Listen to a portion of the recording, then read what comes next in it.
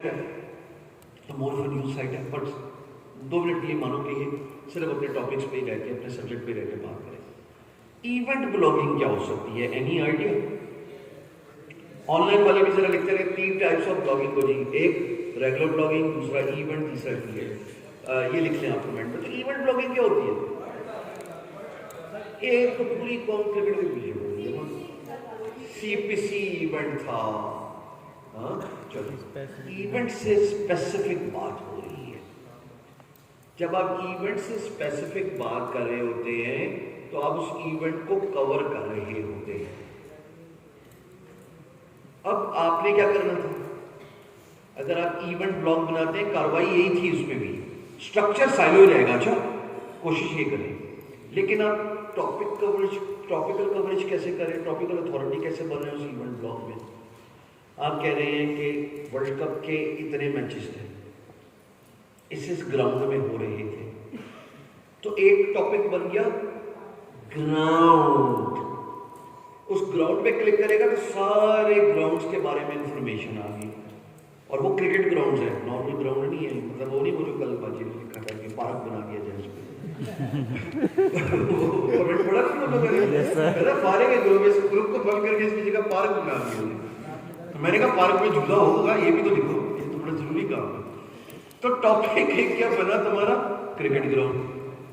پھر ایک ٹاپک کیا بنا؟ پلیئرز. ہر ٹیم 15 پلیئرز لے کے جاتی ہے. ٹوٹل کتنی ٹیمیں ہوتی ہیں؟ 8. 4 نہیں 5 10 ہوتی ہیں وہ پہلے راؤنڈ میں. پھر جناب اس کے بعد اس پلیئر کو آپ نے کور کر لیا ملک کے حساب سے. پھر جناب عالی آپ نے گیمز کو کور کیا. اس گیم کو کور کرنے کے بعد میں نے آپ کو بتایا آپ کی ویب سائٹ میں ایک ایلیمنٹ ہونا چاہیے، اور وہ اگر ہو تو آپ کی انگیجمنٹ زیادہ ہو جاتی ہے. وہ ایلیمنٹ کیا تھا؟ ٹول پرووائڈ کرنا.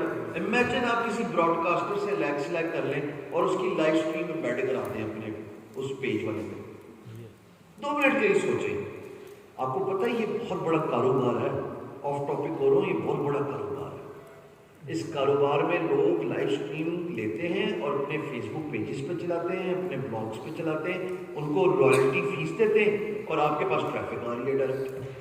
سب سے بڑا مسئلہ یہی ہوتا ہے جب بندہ گھر میں نہ ہو، اس کے بعد ٹی وی کا ایکسیس نہ ہو، تو وہ کہتا ہے میں اسٹریم کی طرح سے دیکھوں. آپ دیکھتے ہیں فیس بک پہ لوگ پوسٹ ڈال رہے ہوتے ہیں where can I watch live stream. So آپ نے اگر اس میچ کے کیٹیگری کے اندر جس دن فکسچرز ہیں، جس دن میچ کھیلا جانا ہے، اگر اس میچ کے ساتھ آپ نے بتا دیا اپ ٹو ڈیٹ انفارمیشن دے دی کہ ٹاس اس نے جیتا، یہ لائیو اسٹریم ہوئی ہے، آپ all of a sudden Cricinfo سے ایک اسٹیپ آگے گئے کہ نہیں گئے؟ کرکٹ انفو سارے کام کر رہا ہے لیکن وہ لائیو اسٹریم نہیں دکھا رہا. پھر آپ بات کر رہے ہیں سیلنگ کی. تھی پیسے بھی تو کمانے نے. پیسے کیسے کما سکتے ہیں؟ ٹکٹس. اس ٹاپک سے نیچے سوچو کیا کیا ہو سکتا ہے. ٹکٹس اس دن کے اسٹیڈیم کے، شرٹس بھی بیچ سکتے ہیں. اس کی شرٹس، اکوپمنٹ، گیئر. ہاں اس دن کی شرٹس جو آپ کی من پسند ٹیم ہے جس کو آپ بیک کریں، اس کی شرٹس، اس کو آپ ایفیلیٹ پہ بیچیں، ڈائریکٹ کریں. جیسا بھی میں نے آپ کو طریقہ بتایا اللہ کا خیر سے. اسٹریم سے بہت کماتے ہیں لوگ جی. پوڈ کاسٹنگ کا بھی ذکر نہیں کرنا جی، اس سے ریلیٹڈ پوڈ کاسٹنگ نہیں ہو سکتی. ابھی ٹاپک کچھ اور چل رہا ہے. بات پکڑ میں آئی ہے. اپنی نیش کا انتخاب کرنا ہے.